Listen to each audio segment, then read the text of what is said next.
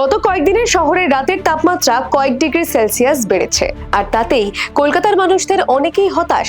ডিসেম্বরের তৃতীয় সপ্তাহে রাতের তাপমাত্রা 17 ডিগ্রি সেলসিয়াসের ঘর ছুঁই ছুঁই। এ যেন ফেব্রুয়ারি মাস। কলকাতার সর্বনিম্ন তাপমাত্রা স্বাভাবিকের চেয়ে 1.6 ডিগ্রি সেলসিয়াস বেশি ছিল বৃহস্পতিবার। তবে সর্বনিম্ন তাপমাত্রার এই অবস্থার সঙ্গে দিন ও রাতে কলকাতায় যে গরম বা ঠান্ডা অনুভূত হচ্ছে তার মিল নেই। দুপুরে গায়ে সোয়েটার রাখা যাচ্ছে না, আবার সূর্য ডুবলেই অতি দ্রুত বদলে যাচ্ছে আবহাওয়া। ঝুপ করে নামছে ঠান্ডা। সর্বনিম্ন তাপমাত্রা স্বাভাবিকের চেয়ে 1.5 ডিগ্রি উপরে উঠলেও সূর্যাস্তের সঙ্গে সঙ্গে ঠান্ডা নামছে হঠাৎ। এবং এই পরিবর্তন এত দ্রুত হচ্ছে যে অনেকেই সময় মতো গায়ে গরম পোশাক চাপাতে পারছেন না। অনেকেই মনে করছেন এই তো সবে বিকেল গড়িয়ে সন্ধে হলো, এখনই সোয়েটার বা জ্যাকেট পরার দরকার নেই, আর তাতেই হচ্ছে বিপদ।